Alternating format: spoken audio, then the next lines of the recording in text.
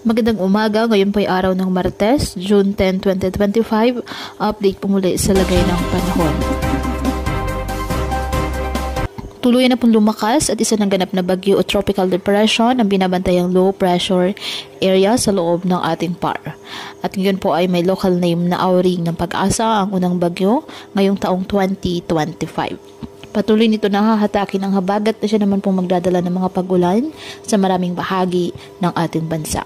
Southwest monsoon ang nakaka-apekto ngayon sa Southern Luzon, Visayas at Mindanao.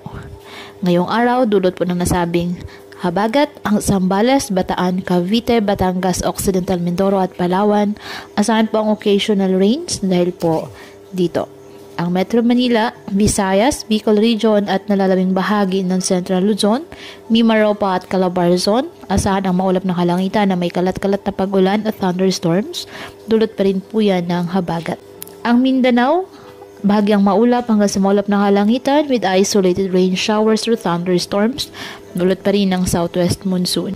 Apektado naman po ng mga localized thunderstorms ang nalalabing bahagi ng Luzon. Patuloy po na pinag-iingat ang ating mga kababayan sa banta ng mga posibilidad ng pagbaha at pagguho ng lupa at palagi naman tabay sa ating water updates at